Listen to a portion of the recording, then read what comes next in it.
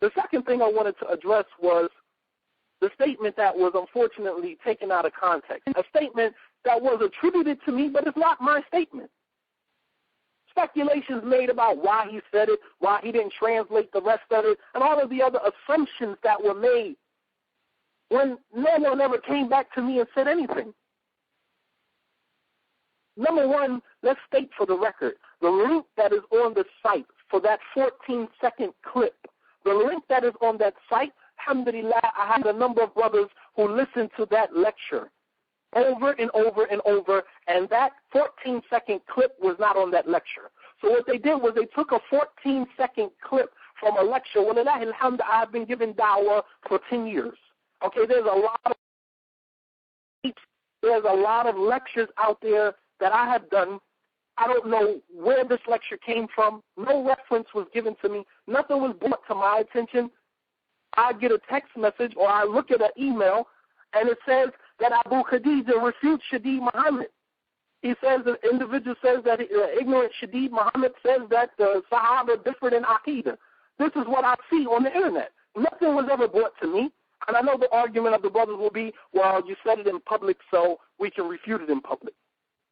But what is the objective here? Is the objective just to refute me, or is the objective here to correct me if I'm wrong?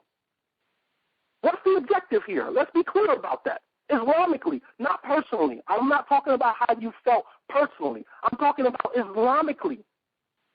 Islamically, what is the objective? Is the objective just to solely refute an individual in public in front of everyone? Or is the objective to bring the mistake to the individual so he can correct himself? Alhamdulillah, ruju' ila al-haq fadila. Returning to the truth is something that is a virtue. It's a virtue for an individual to be shown his mistake. Umar radiallahu anhu, he said, Allahumma arham man yunabbihuni ala khata'i. He said, may Allah have mercy upon the individual who informs me about my mistake. This is Umar radiallahu anhu. May Allah have mercy upon the individual who directs me to my mistake. You didn't even give me a chance to make dua for you for guiding me to a mistake if it was a mistake. So for the record, nothing was brought to my attention. I don't even know where the statement was made, what lecture the statement was made on, how long ago it was, which none of that really matters. The fact of the matter is that the statement was made, and it needs to be corrected. It needs to be corrected. I don't know if it was corrected even on that lecture, because the individual was so impartial that they took 14 seconds of a clip and put it on the internet. Never brought it to my attention and said, Brother Shadid, you made this statement on this occasion. It's inaccurate. You have erred in this affair, and you should correct that. Nothing brought to my attention. So now I'm scrambling trying to find out where the statement came from, what lecture it was on. Let me go back and, see whether the person is actually being impartial or it's actually a legitimate mistake. At the end of the day, it was not my statement. It was the statement of Shaykh al-Islam ibn Taymiyyah, rahimahullah ta'ala, as he mentioned regarding the Sahaba differing in the affairs of Akidah. Alhamdulillah, the brothers, Jazakumullah khair, they put out some other information clarifying that the Sahaba did not differ in Akidah. Alhamdulillah, it was clarified. But what was the necessity in giving a lecture, Shadid is ignorant, Shadid is a knucklehead, Shadid is this, calling me out my name? Wallahi, every time that I have addressed your brothers, I have addressed you with respect. Fulan, Fulan, Fulan, Allahumma hafadhu. Fulan, Fulan, Fulan, Ibn Fulan, may Allah have mercy upon him. May Allah preserve him. With respect, I addressed you. And you get up in front of people, wallahi, and the sad thing about it is the masajid that condone that type of behavior. The masajid that open the doors, let individuals come into their masjids and parade with this type of pain in a disrespectful manner, and that you condone that type of behavior. How dare you in the houses of Allah subhanahu wa ta'ala condone that type of behavior? You sit there and listen to a lecture for an hour and a half, 2 hours, backbiting, gossip, everything, slander. The only thing the brothers haven't said about me up to this point is that I'm a kafir. And all I'm doing is just waiting for that to come. Because you have allowed the shaitan to exaggerate the affair so much. Because at the end of the day, nobody wins except the shaitan. You lose because some of the people are turned off by your behavior and how you handle the situation. I lose because some of the people, they don't like what I said and, what was presented. And the shaitan is the one who wins at the end of the day. The shaitan is the one that wins at the end of the day. Let's be clear about that. So I asked Shaykh Wasiullah, I mentioned to him the statement that I made. I wanted clarity from him to know if I was wrong, and that if I was wrong for even mentioning the narration without explaining it, then how should I go about correcting that?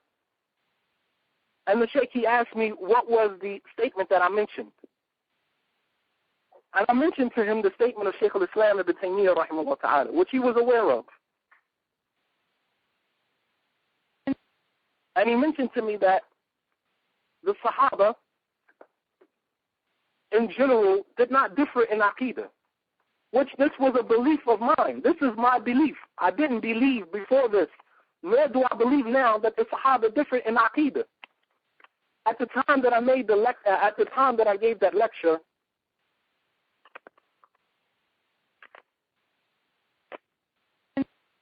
if anyone listened to the lecture or had a concern to listen to the lecture, my concentration during the lecture was on the fact that the Sahaba,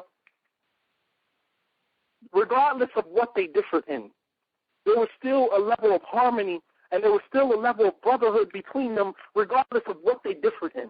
This was my concentration. This was my focus. And I used the statement of Shaykh al-Islam ibn Taymiyyah rahimahullah ta'ala to support that. Although I didn't concentrate on the fact that that statement needed some clarity. And if I'm wrong for mentioning something and not going back and clarifying it so that it doesn't cause any shubuhat, any doubts or misconceptions in the hearts of the believers, in the hearts of the people who ascribe to the minhaj al-haq, if I'm wrong for mentioning something in my immaturity, if I'm wrong for mentioning something without clarifying it, then I stand corrected. I have no problem with that. I stand corrected. I was wrong for mentioning the statement of Shaykh al-Islam ibn Taymiyyah without clarifying to the brothers and sisters a very important issue, which was that the Sahaba did not differ in Aqeeda. Although they differed in some issues, as Shaykh Wasiullah mentioned to me, although they differed in some issues like the seeing of Allah and some other issues, some other examples that he brought to me, he said, لكن الحكم للأغلب الحكم للغالب. He said, but there's a principle that the scholars use, and that is that the hukum is for that which is the most. Like, okay, I'm trying to find a way to translate this statement. But what he's basically saying is that if the majority of the issues of Akidah they did not differ in, and there's only a few matters that they did differ in, then the verdict is for the larger, the verdict is for the majority. And that is that the majority of the issues of Aqeeda they did not differ in. And those small matters that they did differ in, it was only individuals from amongst them. It was not like all of the Sahaba. Like the issue between Aisha and Abdullah bin Abbas, that was between them two as individuals. And it wasn't like the Sahaba took sides or took positions following one position or the other. It was afrad bainahum. It was individuals from amongst them. And although the issues were very minute, very small, and there are very few, you can count them on your hand and not use all of your fingers. However, in the majority of the issues of Aqeedah, they did not differ in. And this is what we believe, and this is what I believe. What was so hard about clarifying that? What was so hard about just clarifying that? Regardless of how you got the statement, I'm not even concerned about that. It's not even an issue to me. That's between you and your Lord. It's not an issue with me, how you got the statement, where you found it. I could have made that statement 5 years ago. It's not a concern of mine. The concern of mine is that it was brought to the forefront and it needs to be dealt with. How we deal with it is the problem.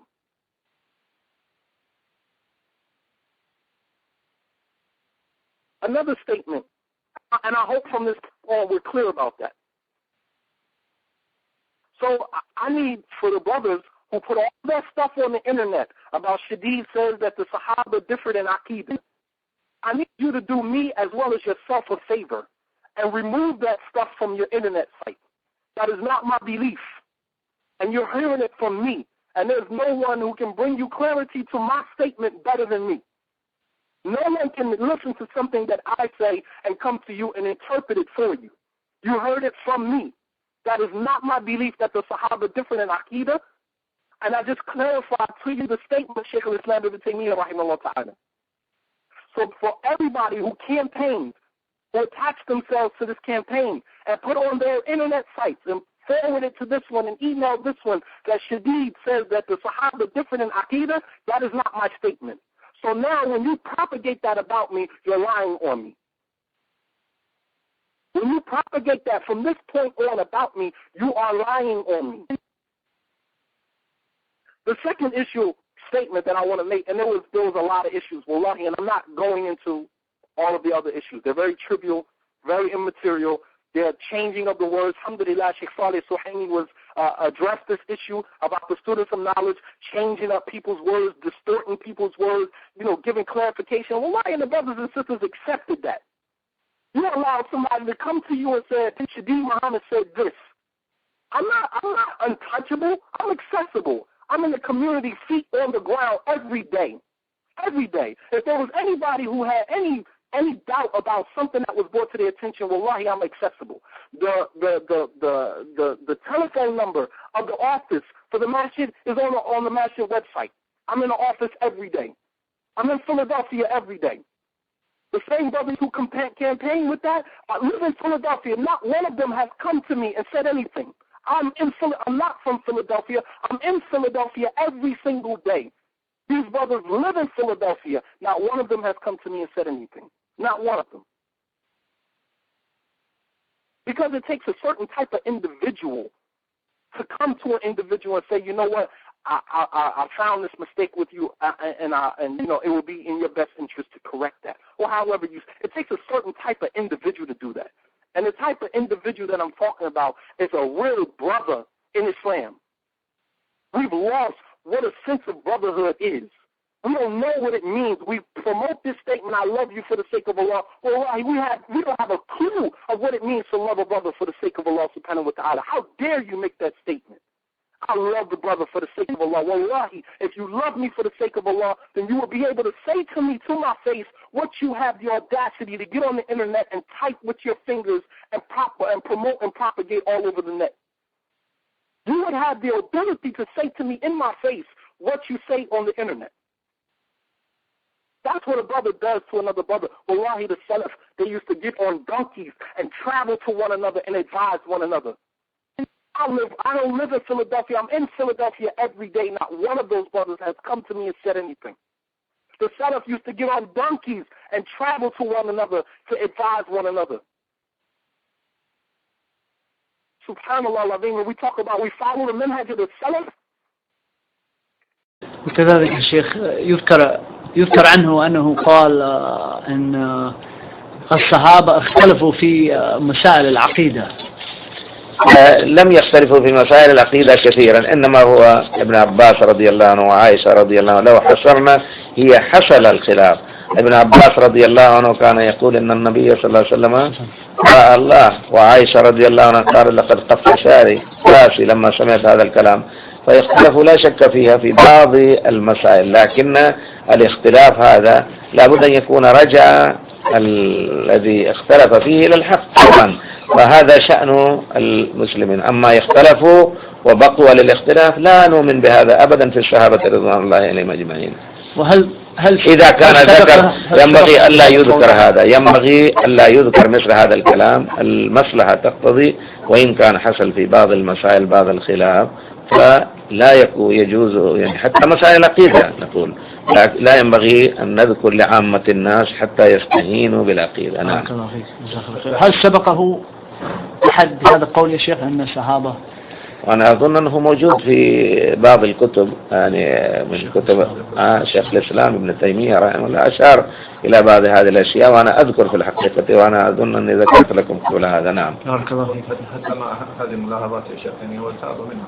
إيه، لذا كان تاب منه بعدما يعني ذكرت له ملاحظة، فهذا من طيب منهجه جزاه الله خير، وندعو الله تعالى أن يوفق كل واحد أخطأ وزلقت لسانه أو زلق لسانه فيتوب إلى